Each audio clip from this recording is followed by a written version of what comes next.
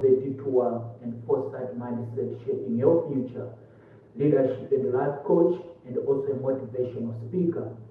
My goal as a speaker is to help people on how they can move from where they are to wherever they want to be with clarity, whatever that point may be. And today I'll be speaking to us on a topic which I've captioned: the opposite of life is not death, but purposelessness. The opposite of life is not death, but purposelessness. And before I dive deep into today's message, if you have been inspired by my previous messages, please don't forget to like and subscribe and share this video with your friends.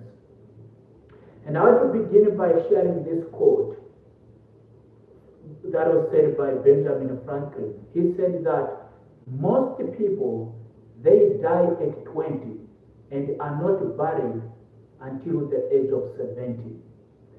Most people, they die at the age of 20 and are not buried until the age of 70. And that's the case of most people because they lack purpose in life. But quickly, let's define what is purpose. Purpose simply means the reason why you do what you do, the reason for being. That's your purpose.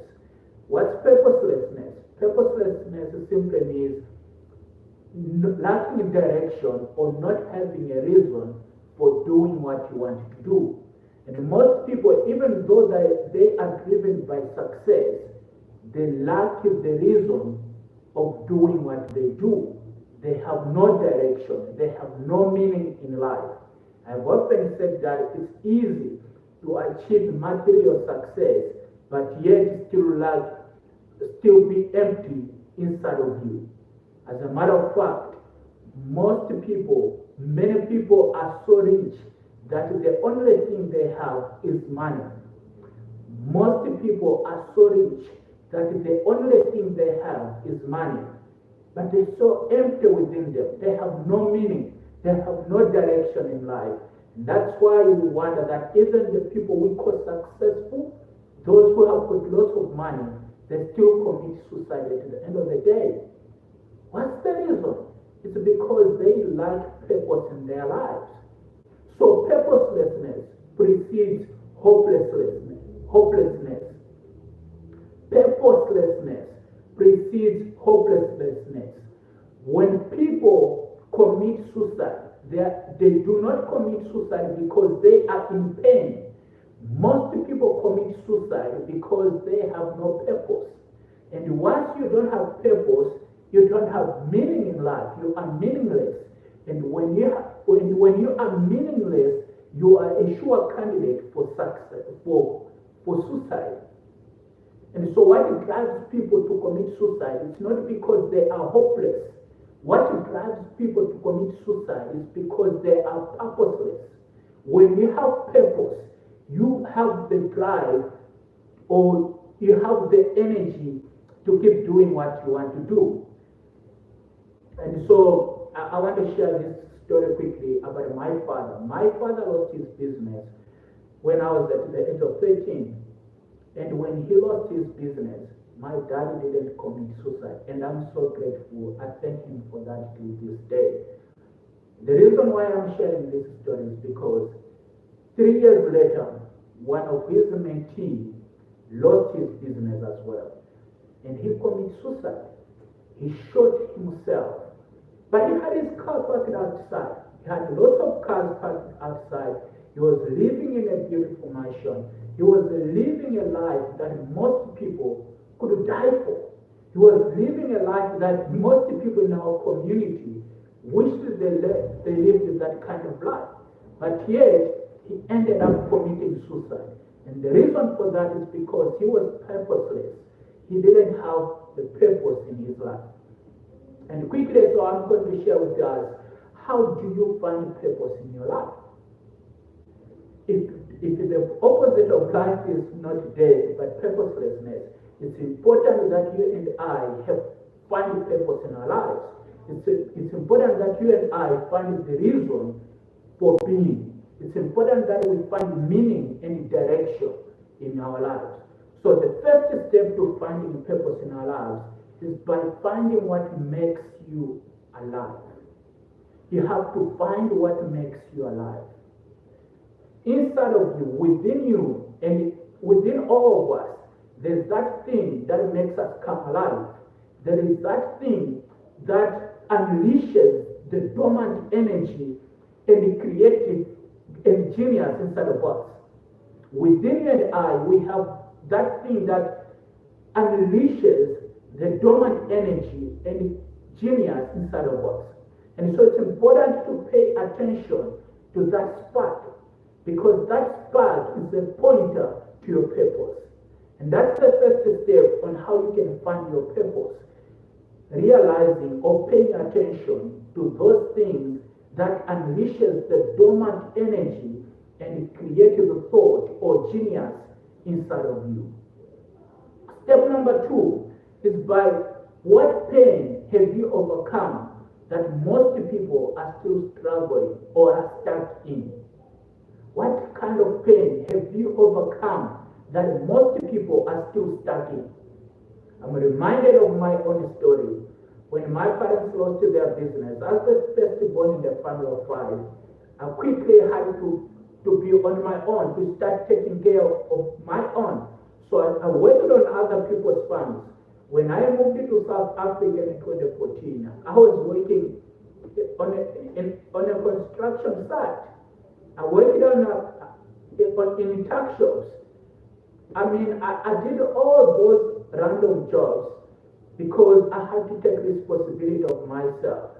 But where the idea is, I overcame those detours, and I've sold the first book, my first book, The Detour. I've sold over 5,000 copies. So the idea is you have to find that thing. What is it that you have overcome? And most people are stuck in it. At this moment, I have helped more than 5,000 people, and I continue to help people across the globe on how they can deal with their setbacks, hardships, and challenges. And that's how you find your purpose, ladies and gentlemen. Finding that thing that you can deal with ease, and most people are still stuck in. Pay attention around you. What is it that you've overcome, and most people are still stuck in? That's a pointer to your purpose. That's how you find your purpose and move from confusion to meaning and having direction in your life. And that's step number 2 on how to find passion, on how to find purpose in life. Step number 3 is, where do you feel alive? Or where do you feel needed? Where do you feel needed? And that's the third key on how to find passion. Again, I'm reminded of a friend of mine.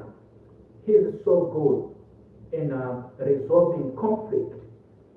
Like, he can easily deal with conflict. He does it with so much ease. He can bring unity among people when they have conflicts. And he doesn't even have a degree in public relations. But yet, he's so good at resolving conflicts. He's so good at bringing peace and unity among people. And that's the areas that he always feel needed. That's the areas where people need him most of the time. And I told him this. I'm not just sharing this without telling him. I told him, I'm like, Mark, have you noticed that people always come to you for advice? Have you noticed that even in marriages, I've had people calling him and asking him for advice. I'm like, man, you are so good at this, man. You are so good at resolving conflicts and bringing people together. That's a pointer to your purpose. When you have an area where people need you all the time, that's a pointer to your purpose. And that's how you move from purposelessness to purpose. That's how you move from confusion to clarity, by identifying these 3 areas. These are, I call them soul-searching areas. And that's how, ladies and gentlemen, you move from confusion to clarity, and you move from purposelessness to purpose. Most people, as I said earlier, as Benjamin Franklin said, they die at the age of 20 and are buried at the age of 70 because they lack purpose. They're just wandering through life, not knowing what to do, not knowing where they should go, or not finding a reason to wake up even tomorrow morning. My life is set. I know exactly what I want to do tomorrow morning when I wake up. I know exactly what I want to do after this session. So find these three areas.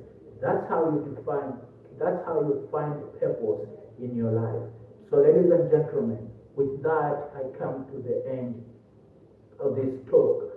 And I want to encourage you, if this message stirs something within you, don't sit on it. I've often said that the purpose of knowledge or the goal of knowledge is to break it down into two columns.